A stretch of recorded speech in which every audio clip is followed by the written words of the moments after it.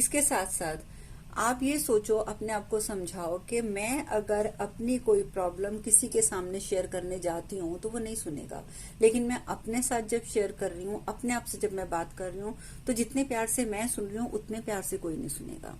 जितनी अच्छी जजमेंट मैं दे सकती हूँ ना अपने आप को, बिकॉज मैं अपने आप को जानती हूँ, उतनी अच्छी जजमेंट कोई नहीं दे सकता। तो इस प्रकार से आप अपने आप को प्यार करो। कई बार प्यार ना करने के पीछे आपको पता है रीजन क्या होता है? वहां पे छोटा सा रीजन आता है कि हम लोग पास्ट में उलझे रह जाते हैं। पीछे, अभी मैं पिछले जन्म की बात नहीं कर रही हूँ, पिछला जन्म तो चलो वो तो बहुत दूर रह गया, मैं इस जन्म के पास्ट की बात कर रही हूँ। जैसे आप जितनी उम्र के हैं उससे पिछले की उम्र की बात कर रही हूँ। आपके दिमाग में बचपन की कितनी बातें बैठी हुई हैं, आपके दिमाग में अपनी जवानी की कितनी बातें बैठी हुई हैं। तो वो आप करते क्या है कि आप पास्ट में उलझे रहते हैं। और फिर पास्ट में, और अगर आपको सपोज कोई गलत आदमी मिल गया, गलत व्यक्ति मिल गया, आप अट्रैक्ट कैसे करते हैं? कई बार होता है ना, आपने सुना होगा, बहुत सारे लोग होते हैं, वो लोग क्या कहते हैं कि उस फलाने के देखो, उसने एक शादी करी, उसका तलाक हो गया, फिर उसने दूसरी शादी करी, तलाक हो गया, उसने तीसरी शादी करी, तलाक हो गया। उसके पीछे बहुत सारे रीजन होते हैं। एक रीजन तो होता है उसका अपना भाग्य, जो वो पिछले जन्म से लेके आई है। दूसरा रीजन ये हो जाता है कि एक बार उसकी शादी हुई, उसने उस चीज के बारे में अपने अंदर रखा हुआ था, मेरी शादी हो गई, फिर सडनली कुछ सर्कमस्टांसेस हुए, उसका तलाक हो गया। उस आदमी में कुछ कमियां थी, उसने, उस आदमी ने उसको टॉर्चर किया, वॉट एवर जो भी किया, उसने क्या किया कि उसको अल्टीमेटली तलाक दे दिया। अब वो बंदी या वो स्त्री या वो फीमेल अपने अंदर बिठा लेके बैठ जाती है कि इस आदमी में ये प्रॉब्लम थी, इस वजह से मुझे इसे छोड़ना पड़ा। अब कल को जब समय बीतेगा, वो दूसरी शादी करने के बारे में, दूसरी मैरिज करने के बारे में सोचेगी। लेकिन मालूम है क्या होगा? जैसे वो सोचेगी, उसके टच में कोई भी व्यक्ति आएगा ना, तो जो उसके पिछले एक्सपीरियंसेस हैं कि उस व्यक्ति ने, मेरे पहले पति ने मेरे साथ ये किया था, वो चीजें वो दूसरे पति में खोजती रहेगी, खोजती रहेगी, खोजती रहेगी। अगर उस व्यक्ति में वो कमी नहीं भी होगी तो वो कमी वो क्रिएट करवा देगी खुद अपने विचारों से, और फिर अल्टीमेटली वही होगा कि फिर उसकी शादी होगी और फिर उसका तलाक होगा। तो इन सब चीजों में रोल किसका हुआ? हमारे दिमाग का। हमारा दिमाग जो पास्ट में उलझा हुआ है, और पास्ट को लेकर हम फ्यूचर से कनेक्ट कर देते हैं। हम सोचते हैं कि पिछले बार हमारे साथ, अभी पिछले साल हमारे साथ ये हुआ था, तो इस साल भी हमारे साथ ये होगा, अगले साल भी हमारे साथ ये होगा। तो हम खुद ही भगवान बनकर और अपने फ्यूचर को अपने पास्ट के साथ कनेक्ट करते रहते हैं। तो हमने वो चीजें नहीं करनी है। पास्ट जो था वो हमारे किसी कर्म की वजह से था, वो गया, वो निकल गया। प्रेजेंट में वो नहीं है, क्योंकि देखो आप हम कहते हैं कि अपने पास्ट को हील करो। आप हील किसको करोगे? जो चीज होगी। लेकिन पास्ट कहाँ है आपका? कहीं पे भी नहीं। आप ढूंढने बैठो, कहीं पास्ट दिख रहा है आपको? या आपको अपना फ्यूचर दिख रहा है? कुछ भी नहीं है आपके पास। इस समय जो कुछ है वो सिर्फ प्रेजेंट है। जिस क्षण में आप बैठे हो, बस वो क्षण आपके सामने है।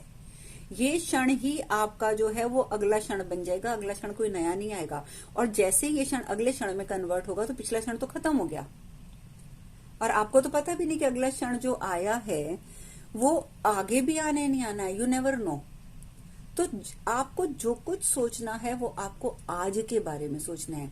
इसको आप पैसों से और उससे मत कनेक्ट कीजिएगा कि आप सेविंग्स नहीं करेंगे कि जी हमने तो सिर्फ आज का सोचना है। वो सब नहीं मैं कह रही।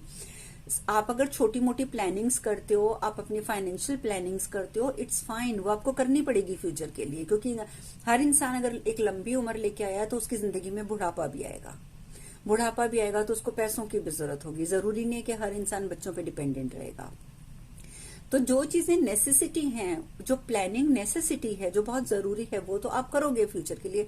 लेकिन अपने फ्यूचर के साथ इतना कनेक्ट मत हो जाओ कि अपने पास्ट और फ्यूचर में उलझ जाओ और अपना ये जो प्रेजेंट मोमेंट है इसको खो दो। क्योंकि जो आपने कर्म करना है वो आपने अभी करना है, इस क्षण करना है।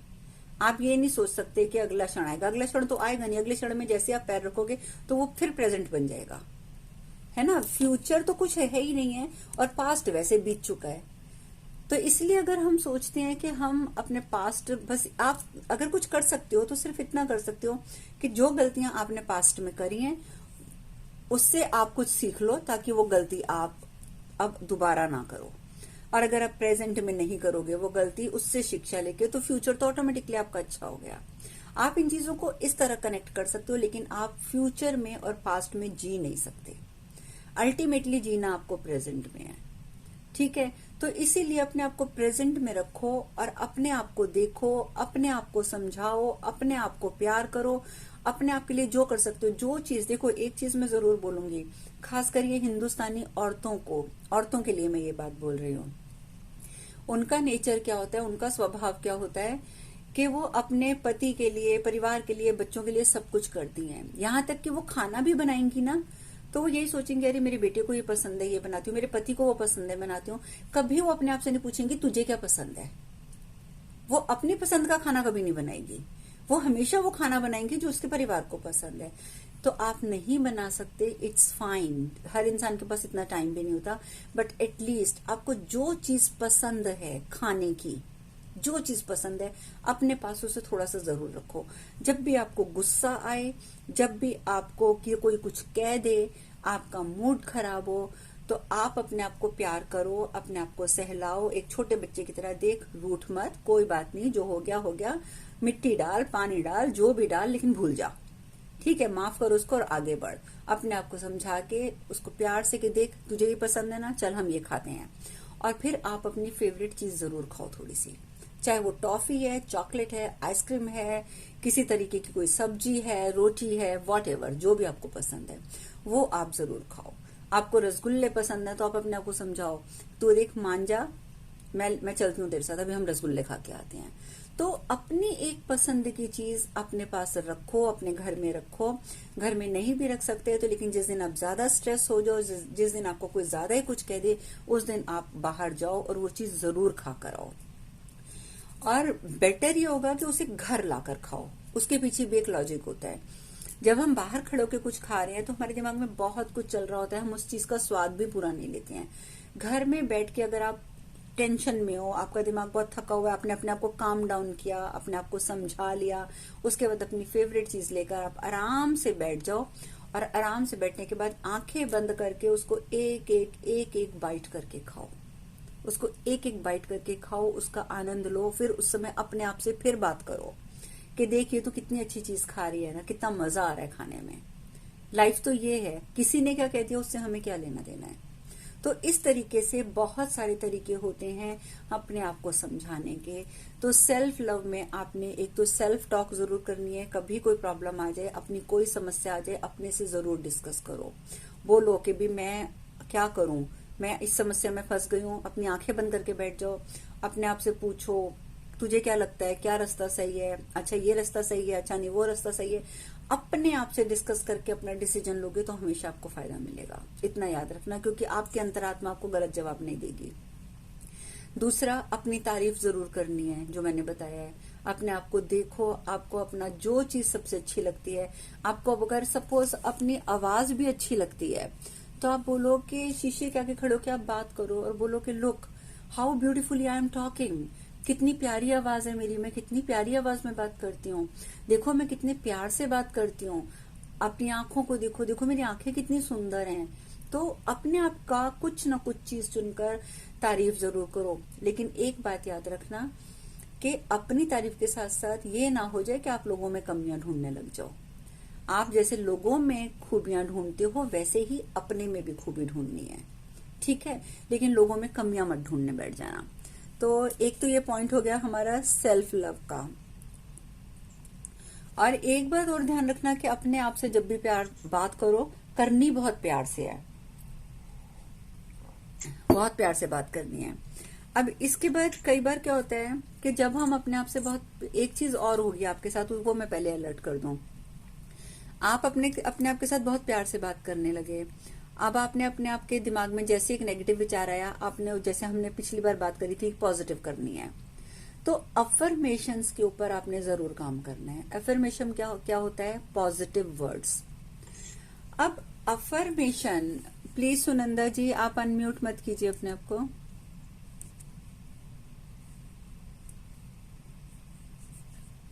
मैं म्यूट कर रही हूँ।